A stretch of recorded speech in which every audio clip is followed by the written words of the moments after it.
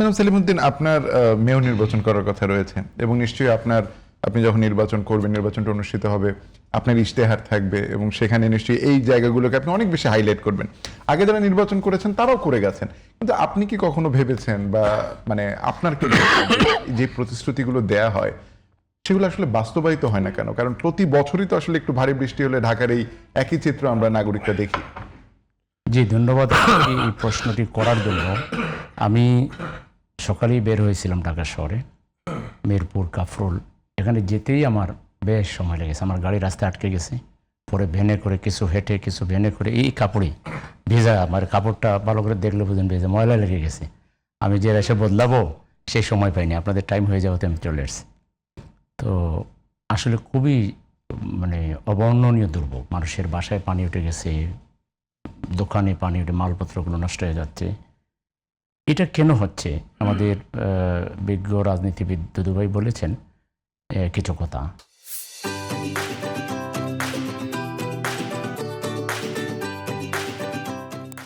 তো এই কথাগুলো উনি যেগুলো বলেছেন যৌক্তিক কথা বলেছেন। আমাদের এই শহরটা পৃথিবীর জনবহুল শহরের মধ্যে একটি শহর, অন্যতম একটি শহর। আর দুর্ভোগের দিক থেকে এটা বোধহয় নাম্বার 1-এ চলে আসবে, শীর্ষস্থানীয়। এত দুর্ভোগ, আপনাকে শুধু দুর্ভোগের কথা বললে কোনটা বলবো?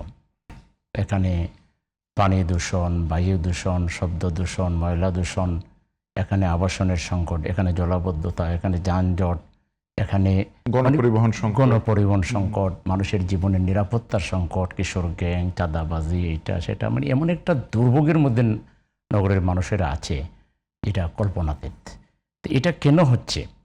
এত পপুলেশনের একটা শহর, 13টি সিটি কর্পোরেশনের মধ্যে এখানে সরকারিভাবে হিসাব দেখানো হয় 59,79,000 জনসংখ্যা। আসলে এটা 1 কোটির বেশি হবে।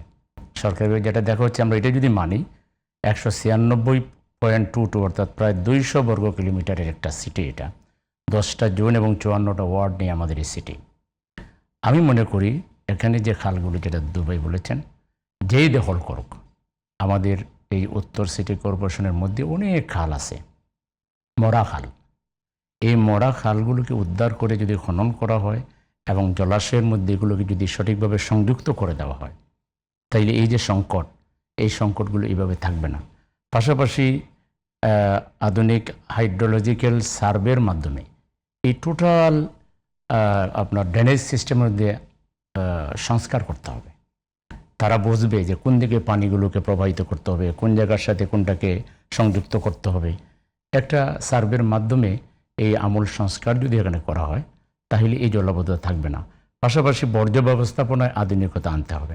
এখন আপনার এই সমস্ত আবর্জনা এবং প্লাস্টিকগুলো নালা নর্দমার মধ্যে আটকে পানি প্রবাহ বন্ধ করে দিচ্ছে।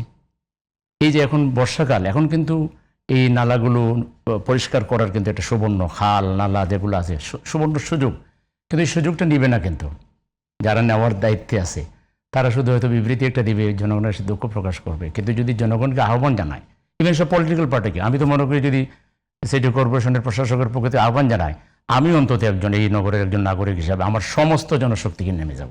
মানে এই সময় সুবিধা, পানি আপনি অটোমেটিক মানে প্রাকৃতিক পানি পাচ্ছেন। আপনি চাইলে একটু কাজ করলে সবাই মিলে অনেক পরিষ্কার পরিচ্ছন্নতা আমরা করতে পারবো। তা আমার কাছে মনে হয় দায়িত্বশীল নেতৃত্বের অভাব, যাদের জনগণের প্রতি একটা মায়া মহব্বত, যে আমারও তো সন্তান এখানে বাস করে, আমার স্ত্রীও বাস করে, আমার মেয়েও বাস করে, আমার ভাইও বাস করে, আমিও বাস করি। এই শহরটাকে সবাই মিলে যে একটু উন্নত করা, জঞ্জালমুক্ত করা, আধুনিক করা, এটার জন্য যে একটা মানবিক নেতৃত্ব দরকার, এটার জন্য যে আন্তরিকতাপূর্ণ যে একটা মানুষকে ভালোবাসা, মানুষের কষ্টকে নিজের কষ্ট মনে করা, সেরকম একটা দায়িত্বশীল নেতৃত্ব যদি এখানে প্রতিষ্ঠা করা যায়, আমার ধারণা এই সমস্যাগুলো, এখন দুনিয়া প্রযুক্তির কাছে সব কিছু ইজি হয়ে গেছে। আপনি এইসব ক্ষেত্রে যদি আমাদের বন্ধু রাষ্ট্র, যেমন কথার কথা চায়নাকেও যদি বলেন, আপনি কাতারকেও যদি বলেন, সৌদি আরবকেও যদি বলেন যে আমাদের এই ঢাকার আশপাশে যে খাল বিল নদী নালা আছে, এগুলোকে একটু ড্যামেজ করে, এগুলোকে একটু আধুনিক করে, আমাদের এই যে ট্রাকগুলো ঢাকার ভিতর দিয়ে যায় মাল পণ্য পরিবহনের জন্য, এগুলো যদি নদীপথে করা যায়, পণ্যের খরচও কমে আসবে, বাজারের দামও কমে আসবে জাস্ট, এবং ঢাকার সৌন্দর্য অনেক বেড়ে যাবে। কিন্তু ঢাকার আভ্যন্তরীণ সৌন্দর্য অনেক বেড়ে যাবে। আশপাশে অনেক খাল বিল নদী নালার মধ্যে আমাদের লোকেরা যায় সেখানে এনজয় করবে, নতুন নতুন রিসোর্ট হবে, নতুন নতুন অনেক কিছু করা যাবে। দরকার হলো নগর পরিকল্পনা এবং আধুনিক মনস্ক মানুষ যারা, আমাদের ইয়াং প্রজন্ম যারা, জেনজি যাদেরকে বলছি, এদেরকে নিয়ে যদি নগর প্রশাসন একটা টাউন সভা করে, মাসে একটা করে, এবং তাদের কাছে পরামর্শ চায়, আমার মনে হয় যে সেটির বাস্তবায়নও দরকার। করা শুধু সম্ভব, এটা পরিকল্পনা সম্ভব, কিন্তু বাস্তবায়ন সেই ধরনের ইনিশিয়েটিভ দরকার, সেই ধরনের আন্তরিকতা দরকার, মন মানসিকতা করাপশন মুক্ত হওয়া দরকার, জনগণের প্রতি দায়বদ্ধতা থাকা দরকার, তাহলে এটা কিন্তু সম্ভব।